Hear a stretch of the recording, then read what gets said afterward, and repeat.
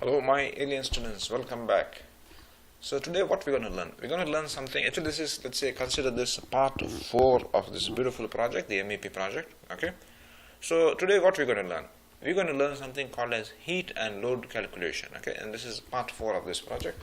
So let's move forward and let's see how we move forward, isn't it? Okay. See what we have done in the earlier classes. You would be maybe notice that I finished the spaces. Okay.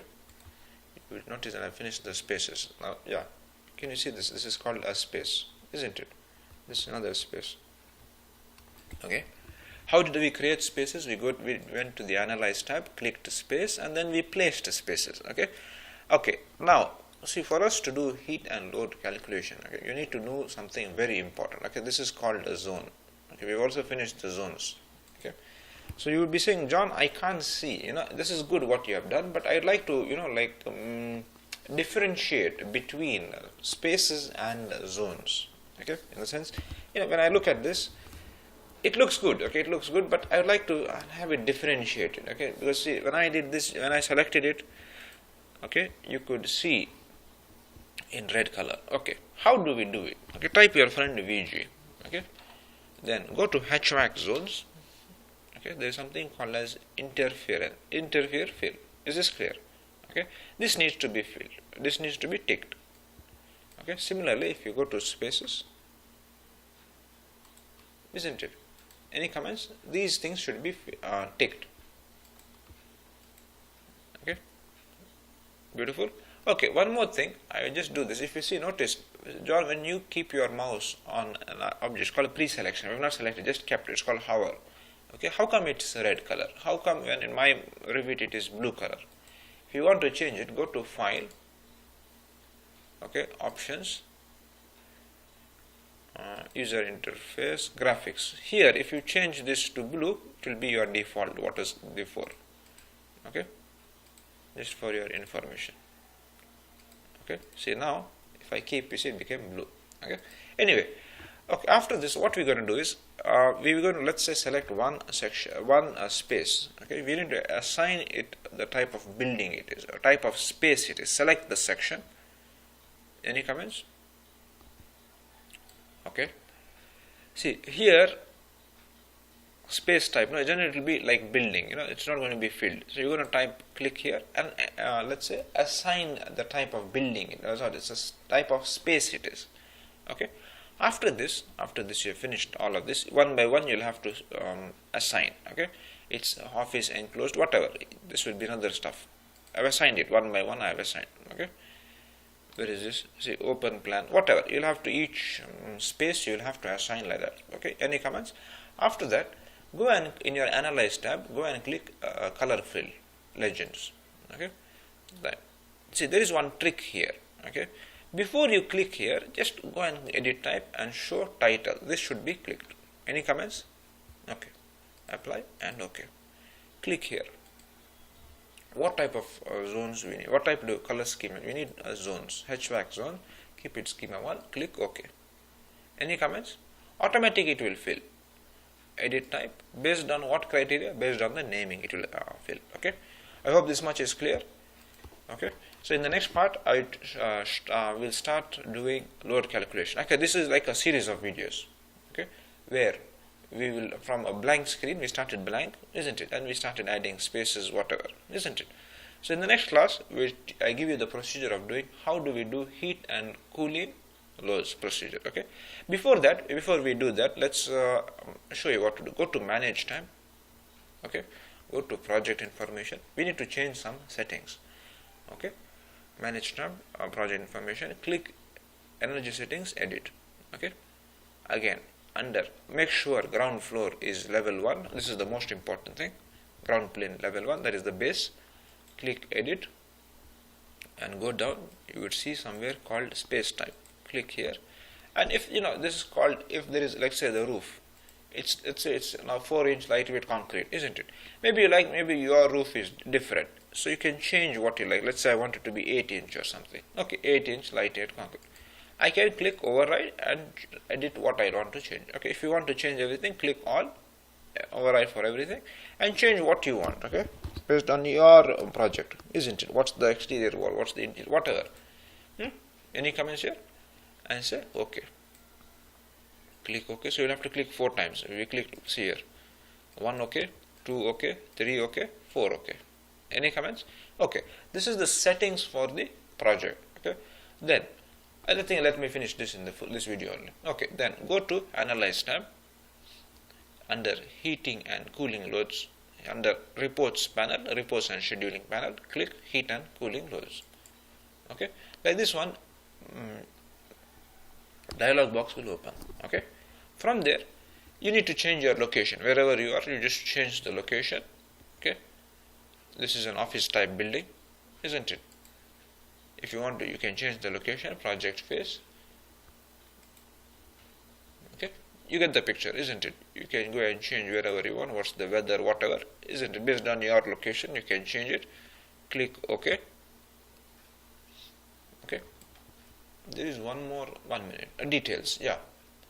For each room, let's say this is conference. Okay. Let's say this is the corridor. You can change the settings for it. How do we do it? See, this is the highlight. This is the corridor, isn't it? If this is a space type, what is its corridor? You can change its values. Okay. Because each building will have different parameters, isn't it? Okay. Similarly, lighting, power, whatever, you can change what you like to change, isn't it? Okay. After that, after everything is done, say go back general and say calculate. Okay. Now what's this? Revit will teach you, let's not teach you, will calculate and provide you the heat and cooling loads for this project. Okay. You need to change whatever, because see, I tell you one thing, these settings are most important. These settings vary from building to building, and say from building to building, isn't it? So we got this heat and load calculation report. Okay. Now you say, John, why did we do it? I tell you why we did it. Okay. Is this clear? Okay.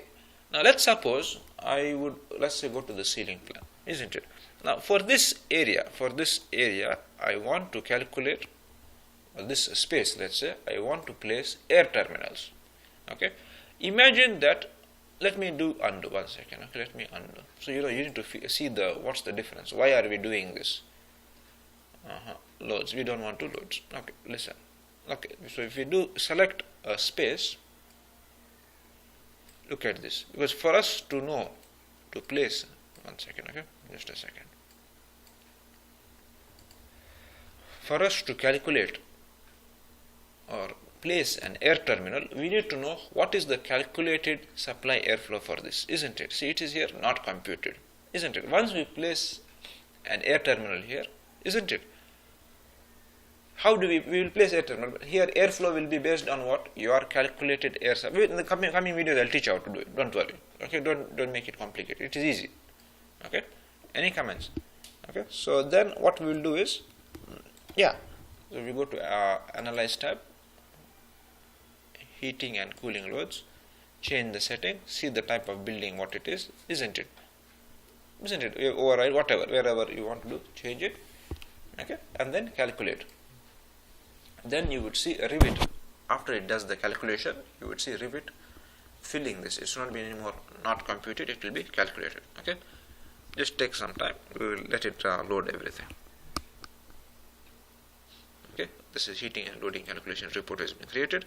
Click the same space and then go and find your friend. See, isn't it? Why actual? See, specified airflow 208 liters per second. Okay. What's the other one? Actual airflow. Why actual 0? Because I did not place any air terminal. Okay. I hope this is clear now. Similarly, for every space you would see the same story, different specified and calculated, isn't it? Actual 0. Why actual? Because we have not placed air terminal. Let's say we placed an air terminal. System tab. 260 is the offset. Okay, just one random question here. Okay, how do I know the ceiling is at 260 millimeters, 260 centimeters? How do I know that? Okay, give me in the comment section. Okay. Okay. See, now what I said. Let's say I placed one air terminal here. We need to change the flow 260. 235, isn't it? In this space, how much is required? 208, isn't it? But actual is 235. So we need to make it 210 now, very close, isn't it? 3% maximum or 5% maximum tolerance, isn't it? So we said 210. Okay. Now if we click the actual flow, you will see, isn't it? Okay. Anyway, I hope everybody enjoyed this beautiful class. My aim in this class was to teach you how to do heat and load calculation, one of the most important subjects in our HVAC designing, isn't it?